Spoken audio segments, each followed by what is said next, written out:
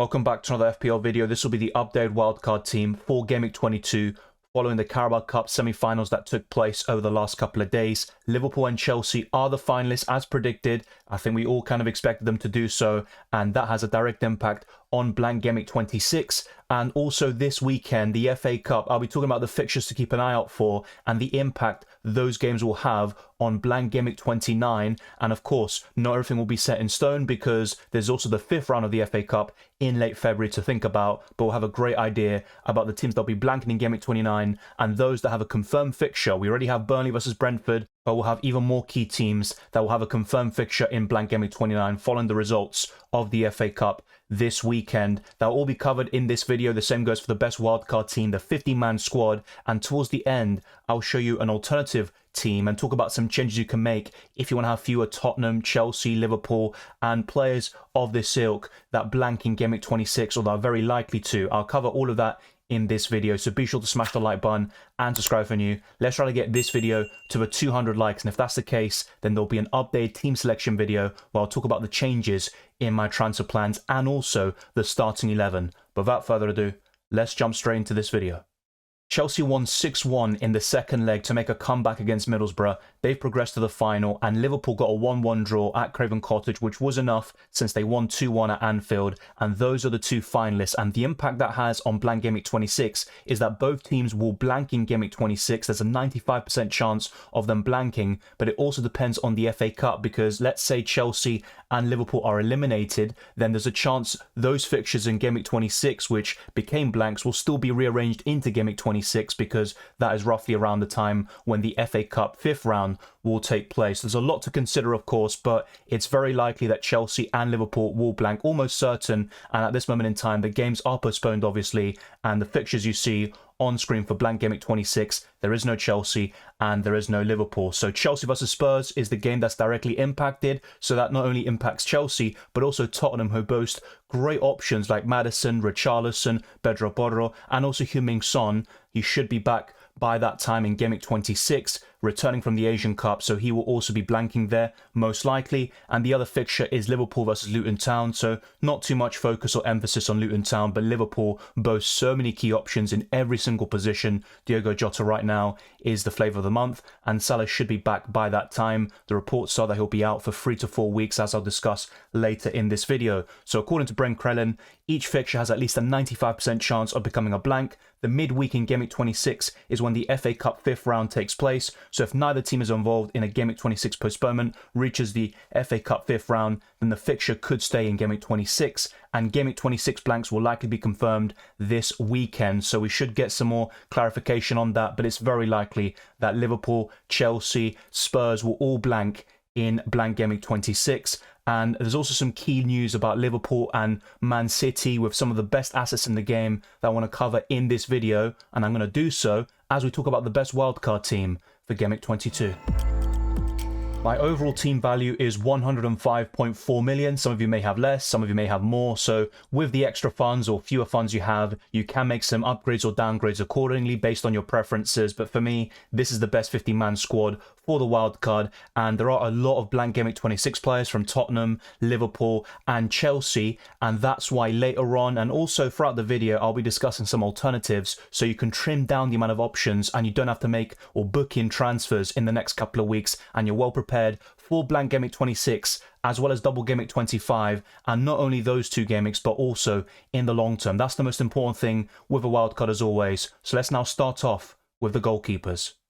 I have remained quite consistent in this position for the last couple of wildcard videos, going for two cheap options, starting with Dubravka, who's got great fixtures in the long term up until Gameweek 32. There's still the odd tough game here and there, like Aston Villa away in Gameweek 22, and also Arsenal away in a couple of weeks. But you've also got Bournemouth at home and Luton Town at home. I could see Newcastle keeping at least one clean sheet from those two games at St James's Park. In the away fixtures, I'm not particularly interested in starting Dubravka, but what you get is nice rotation between him and the main goalkeeper option in here, which is Areola. Quite simple stuff, and there are some key alternatives in the goalkeeper position, such as Alisson. I'll be talking about the top 5 options in order for each position, some alternatives that won't feature in the final wildcard team, but that you can well consider if you want to go in a different direction, go for some differentials, and also for maybe going against the template and just going for something quite different. But I've gone for Areola and Dubravka, quite a template goalkeeper pairing, but I just don't think it's worth spending that much money in this position. The upturn or the upside isn't really that high, and it doesn't justify spending many millions in this position when you can do so in the outfield areas where we'll get much more points by going for the key players I'm going to discuss.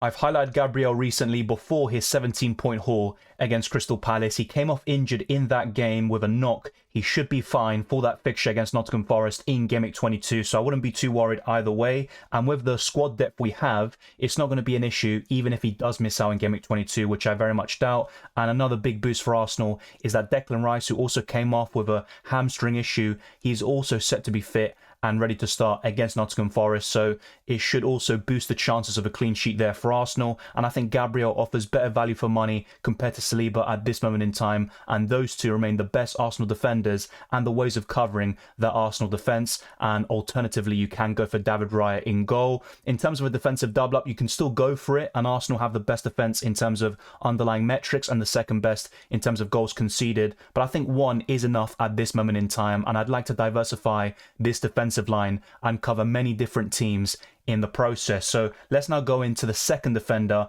and I think this one is a complete standout, and that is Pervis Estupiñán. He has returned in every single game since returning from injury, so free in the Premier League and also scoring in the FA Cup against Stoke City. Scored against Tottenham upon his return and got clean sheets against West Ham and Wolves, and also some bonus points in the process. So I think Estupiñán is a fantastic option. Up until Gameweek 28, it's a sea of green on the FDR, and Brighton are right up there in terms of the fixtures, and that's back-to-back 0-0s and clean sheets there for Brighton, which is very rare. I'm not expecting that to last, but they can still keep the odd clean sheet, and they are looking more solid defensively in the last month. So Estupiñán for me is by far the best way to cover the Brighton defence, and I'd still go for Trent Alexander-Arnold, but we do have some key updates on Robertson and Trent. So with Robertson, he returned to the squad in Liverpool's 1-1 draw versus Fulham in the Carabao Cup semi-finals yesterday. This video is recorded on the Thursday, the 25th of January. But it's worth mentioning that Robertson was an unused substitute. He should be available for Gameweek 22, or at least ready to start. And let's see if he's going to be rushed back in, so to speak. But I would expect Robertson to get back into the starting 11 and get many 90-minute appearances, while Tsimikas is also on the verge of returning in around a month's time. So there's still a long way to go before Robertson faces competition on that flank. As for Trent Alexander-Arnold, which I've covered in the last couple of videos, Jurgen Klopp hopes that Trent is available for the FA Cup, which is on the 28th of January, and that's 3 days before their fixture against Chelsea in Gameweek 22. So Trent should be available, ready to start, and I think he will start and get the 90 minutes there. And then, of course, he's got Arsenal right after that. So Trent is available very soon. He's yellow flagged, just like Gabriel, but I expect both of them to start in Gameweek 22. So that's huge boost to Liverpool. And I'll talk about Mohamed Salah later when we discuss the midfielders. But there's a lot of key boosts there for Liverpool, and that's going to be very important as they sit 5 points clear of Man City and Arsenal. But Man City do have that game in hand. And speaking of the devil, we are going for a Man City defender, and Kyle Walker is the best of a relatively bad bunch. You can go for Gvardiol as well, Ruben Dias, but I think Walker has been the most consistent in the Premier League so far this season. And whenever Man City keep a clean sheet, Kyle Walker can get the odd bonus point. With the attacking potential, it is quite limited, especially compared to the other defenders in this list. He's got 2 assists and 0 goals for the season, 16 key passes. The expected assist is quite average, but still, you could say it's an improvement for his standards. And with Walker, what you're really buying him for is the double game week in 25, and also a lot of good fixtures before and afterwards, where Man City can keep plenty of clean sheets. And I think they're going to go on a run now up until the end of the season. So it's worth going for Kyle Walker. I'd rather go for that balance with 1 defender and 2 attackers rather than a triple up in the attack with De Bruyne, Foden and Erling Haaland. The final defender is Pedro Porro, and there is the blank now to think about in Gameweek 26, which I'm not a big fan of. And if you actually look at sites like Drafthound, for example, be sure to check out the link in the description below and also in the pinned comment from time to time. But Tottenham are in the bottom 3 for a chance of clean sheets over the next 5 game weeks is quite poor, and that also has mainly to do with the Blank Gameweek 26, because the fixtures beforehand are actually quite good on paper, but even then, the algorithms of FPL.team, Drafthound aren't really that favourable with the Tottenham defence. What you get from Pedro Porro, though, is the attacking potential, and with James Maddison coming back, he will take some set pieces of Pedro Porro, but in terms of the corners, he should still be on them, and they're going to share some set pieces from time to time, in my opinion. Maddison will mainly take free kicks, and Pedro Porro will take the corner kick. So that should all be good. I like this defensive 5. You've got a lot of balance. You're covering some of the best teams in the country. Estupiñán, for me, has the best fixtures by far up until Gameweek 28, and the 2 goalkeepers offer great value for money. So whilst you might argue the defence is quite loaded, you're spending a lot of money in that position, you're going to get clean sheets, some attacking potential, especially from Trent, Pedro Porro and Estupiñán, and also some bonus points and clean sheets from the likes of Gabriel and Kyle Walker. I have recommended Diogo Jota in the last couple of Trans Tips videos and talking about best wildcard teams, and he's very explosive. The issue with him has always been the minutes. He's getting a few injury problems here and there, and also a lot of appearances off the bench, but he can still do very well coming off the bench, and he got 90 minutes against Bournemouth and a 19-point return. That was his second game of the season where he got the full 90, but Diogo Jota delivered for those that brought him in. I was very close to doing so. Instead, of course, I went for Pascal Gross, but I'm still hoping that the long term does kind of go in my favour. But with Jota, while Salah is out, what you get is a clinical striker who always makes an impact in games, whether he starts or comes off the bench. And now it's worth talking about Mohamed Salah, because some of you might be apprehensive about buying Jota even on the wildcard because of the Salah updates, and I'll talk about everything that has been said in the last week. So Salah will reportedly be out for 3 to 4 weeks according to Salah's agent. He has returned to Liverpool in order to continue his treatment, and if Egypt were to reach the semi-finals of AFCON, they'll try to get Salah ready in time. And after the Carabao Cup semi-finals, the second leg, Jurgen Klopp clarified the situation, and he said Egypt and Liverpool both want the same thing, for Salah to be fit as soon as possible. If he stays in Africa and they can't do the proper treatment, it will just delay everything. We bring him here not to take him away from Egypt, but just to offer the best medical treatment. It's all agreed. If Salah is fit and they go to the final, he will be there. So with Salah, it looks like he will be out for a couple of weeks. They're trying to speed up the recovery, and let's wait and see how far Egypt go and whether Salah will be dragged back into AFCON in the semi-finals or the final if Egypt were to reach that stage. But all of that would have an impact on Diogo Jota, who I still think up until Gameweek 26, when Liverpool are, very likely to blank, a 95% chance of doing so, and we'll get confirmation at the weekend. But up until Gameweek 25, I think Diogo Jota looks like a sensational option, especially if that Liverpool vs Luton Town fixture also gets moved into Gameweek 25, thus forming a double gameweek. And I think Diogo Jota will be at the top of everyone's priority list. And will Mohamed Salah be available by double Gameweek 25 if Liverpool were to have a double there? Let's wait and see. There's a lot of questions that still need to be answered, but we do have a clearer picture at this stage than we did maybe a week or 2 weeks ago, that's for sure. And the Carabao Cup fixtures, of course, and the finalist definitely gives us an insight into Blank Gameweek 26 and then the FA Cup with Blank Gameweek 29 as well, which I'll also briefly discuss towards the end, and I'll tell you the fixture that you really need to look out for, which will have a big impact on some of the best options in the game. Let's now move on to the other midfielders, and for me, despite the frustrations in Gameweek 21, I still think the fixtures justify an inclusion in your wildcard squad, and that is Pascal Gross to cover the Brighton attack. You might also argue Joao Pedro is the best way of covering the Seagulls offensively, but I would rather go for Gross for the bonus points potential. He's on set pieces, and whether he plays as a right back, as a deep centre midfielder, or as an attacking midfielder, he always offers a threat. Now, of course, the ideal situation would be him playing as a number 10 and being more advanced, and if he does so, he is very likely to return in a lot of the games coming up, but he can still do well in other positions. He's so versatile, and for me, Pascal Gross is one of the most underrated players in the Premier League. I just hope he can live up to it FPL-wise and start delivering on a consistent basis. The third midfielder is Phil Foden. Despite blanking against Newcastle, I still think over the next couple of game weeks he'll be one of the highest scoring midfielders, and he's been nailed on for Pep Guardiola this season, starting the vast majority of Premier League games.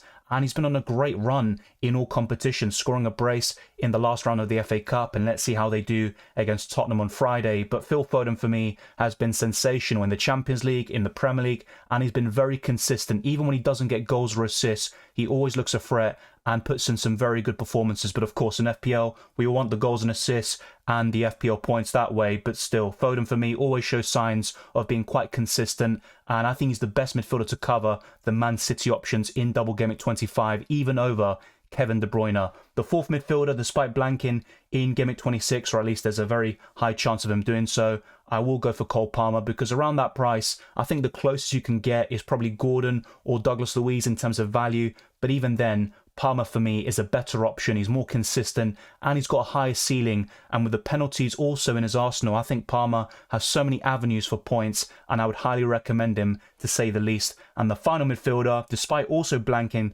in Gameweek 26, I will go for Richarlison. And that's why it's very important that throughout this video, and especially towards the end, I'll be covering the best alternatives in each position, so you aren't, loaded with issues in Blank Gameweek 26 and have 5 or 6 players who are out because they are blanking in Gameweek 26, and you might be down to the bare bones or have to book in so many transfers. So all of that will be covered, don't you worry. But let's now move on to the free forwards. Erling Haaland is very close to returning, and the latest updates we've gotten, which I've talked about in recent videos, indicate that Haaland has returned to full training on the Monday, and he feels much better from the injury that saw him out since the 6th of December in a 1-0 loss to Aston Villa. And for me, if Erling Haaland is ready to start, he is the best captaincy option in Gameweek 22. But I think that's the key question. Will Haaland start or be on the bench? Because I'm very convinced he will be in the squad against Burnley, and it's just a matter of, can he start the game and get 60 plus minutes, or will his minutes be managed even more extensively, and Pep Guardiola will urge caution on that matter? It remains to be seen. Maybe the FA Cup fixture against Tottenham will provide an insight if Haaland gets minutes in that game, but I would be very confident. And if you're asking me, I think Haaland will start in Gameweek 22, and if you have him still in your normal team, he is definitely worth holding on to at this moment in time. The same goes for Ollie Watkins. Despite being very frustrating in recent weeks, only 1 goal in the last 7 Premier League games, but the fixtures, I think, is the main reason why I'd keep hold on to him, even though you've got Ivan Toney with the most fixtures of any player up until Gameweek 29. He's got a confirmed fixture in Blank Gameweek 29 against Burnley, a very nice fixture, but before that, the games are really terrible. Even in Double Gameweek 25, facing Liverpool and Man City, and he also faces Man City just before that. I mean, the fixtures just aren't good there for Brentford. I'd rather go for Watkins and cover the Aston Villa attack, despite Watkins being a source of frustration from time to time. There's no denying that, especially in my case. The final forward I'm going to go for is Solanke, purely for the value. He has blanked in the last couple, but the fixtures are still great in the long term, up until Gameweek 32 roughly. And actually, when you look at the fixtures and you want to make moves based on the FDR, you could argue that Solanke up until Gameweek 32, who could have a double in that period against Luton Town, you might keep him for that period and then sell him to Ivan Toney, who's got great fixtures from Gameweek 33 up until the end of the season. So you could make a case for selling Solanke to Toney in Gameweek 33 rather than doing it right now. But let me know your thoughts down in the comment section below. It is a template front three, but I think it will do very well over the next couple of weeks. My only issue with this attack, though, is they have to bench one of them every single game week. Now let's take a look at the starting 11. I would go for Areola in goal, a back three of Walker, Estupiñán and Pedro Porro, a midfield four of Diogo Jota, Foden, Gross and Richarlison, and the front three speaks for itself: Erling Haaland, Watkins and Solanke. But that bench is more than stacked. That is easily a bench boostable team, even with Dubravka away to Aston Villa. Palmer is on penalties. He's done very well in every single big game so far this season. Trent Alexander-Arnold should return, and they can both still return in the same game. And Gabriel has a pretty decent expected points figure in Gameweek 22, and he should be available. And like I said, I think he's going to start. So that bench is very uncomfortable, to say the least, and that's the main issue with this team. But what you do get is the squad depth necessary to tackle Blank Gameweek 26, even though you have 5 Blank Gameweek 26 players really, with Pedro Porro, Richarlison, Trent Alexander-Arnold, Diogo Jota and Cole Palmer. And that's why I have made an alternative squad, trimming that down slightly, and I'll talk about some alternatives you can do to also trim that down even further. But in terms of expected points, it is 49, and it would increase if I put Gabriel in for Pedro Porro. It'd go up to 50.6, and also if I change the captaincy, because Erling Haaland has low expected points based on his injury situation, so you could go for Foden instead, and that would boost the expected points even further. So let's now look at this alternative team where I've got Saka back in. I know a lot of you are frustrated and pretty much sick about Bukayo Saka because he's been awful in the last couple of weeks, but I have bought him in for Richarlison, and in order to fund that move, I have downgraded Trent to Andrew Robertson, who is now no longer yellow flagged. He was in the squad against Fulham, and he should be available for Game Week 22 as well. And if you want to get rid of Robertson as well and avoid the Liverpool defence entirely, then you can go for Saliba or even go for Dan Burn, for example. I'll talk about the best alternatives in each position, and also Blank Gameweek 29 with a fixture to really look out for this weekend. Some of you watching may know this already, but it is Chelsea versus Aston Villa. That's the most important fixture that will have a big impact on Blank Gameweek 29 and some of the best teams FPL-wise. So what it really comes down to is if Chelsea win against Aston Villa in the FA Cup, Arsenal versus Chelsea is very likely to become a blank in Game Week 29. If Aston Villa progress, West Ham versus Aston Villa will become a blank instead. In either scenario, we get one of these fixtures to be a guarantee to happen in Blank Gameweek 29. So that's very important. Of course, another important fixture will be Spurs versus Man City, but either way, Man City are very likely to blank in Game Week 29. So if Man City win, Brighton versus Man City is very likely to become a blank in Game Week 29. However, Brighton are still in the FA Cup and they are facing Sheffield United away. So even if Spurs win, Man City could still blank in Game Week 29. And Brighton, of course, advance to the next round. In that scenario, Spurs and Fulham would blank. So there's a lot of things, of course, to take into account. But the main thing now with this best wildcard team is talking about the ways we can tackle Blank Game Week 26, which is more of a certainty, really. And let's talk about the best alternatives in each position. Starting with the goalkeepers, if you don't want to go for Areola and or Dubravka, there are 5 goalkeepers I'm going to recommend in order. And that is Alisson in first place, Raya in second, Emi Martinez in third, and to round off the top 5, I've gone for Leno and Pickford. Let me know your thoughts down in the comment section below. An honourable mention would be Jason Steele if he becomes the undisputed number 1. He has started 3 Premier League games in a row and kept back-to-back clean sheets. So you would expect him to keep his spot, and those fixtures are fantastic up until Game Week 28. But throughout the season, there has been quite a lot of rotation in the goalkeeper position by De Zerbi, and that's why Steele isn't in the top 5. But if he can nail down a spot, he could actually jump up to the top 3 of that list. In terms of defenders, the top 5 alternatives to the defenders you see on screen would be Saliba in first position, Virgil van Dijk in second, Trippier in third, Dan Burn and Mykolenko complete the top 5. I think Burn offers great value for money. You've already got Dubravka though, and I'm not a big fan of doubling up on the Newcastle defence, but maybe in the long term, with the upturn in fixtures, you could argue that it could be very profitable and they can keep plenty of clean sheets at St James's Park. If you want a more affordable option, you can go for Malo Gusto. Just remember, he is 95% likely to blank in Game Week 26. And the other one would be Chris Richards from Crystal Palace. Very cheap at 3.9 million, but they just conceded 5 goals to Arsenal. So maybe not the ideal pick there. I would certainly go for one of the top 5 options I discuss in that list. And now let's move on to the midfielders. I would encourage you to leave your thoughts down in the comment section below, because there could be some great options that I missed out on. Players like Pedro Neto, who I'm not going to put in my top 5, and the same goes for every other position. So be sure to let me know your thoughts so we can have some different ideas going on in the community. But I've gone for Bowen, Kudus, Gordon, De Bruyne and Martinelli as the top 5, and in that order. But Kudus is returning now from AFCON. Ghana were eliminated in the group stages. That's certainly worth mentioning. And an honourable mention would be Douglas Luiz, who's been fantastic this season. He's on penalties and he's a bonus points machine whenever he gets a goal or an assist. And once Salah and Son return, there is no doubt they are the 2 best midfielders in the game. There's no need to really debate that. And Hwang Hee-chan, once he returns from the Asian Cup, is another one we need to monitor, because he has been fantastic for Wolves this season. So that is my top 5. Of course, Salah and Son will change things once they rejoin from the Asian Cup and AFCON, and also Salah has an injury problem. And in terms of the forwards, my top 5 will be Tony in first,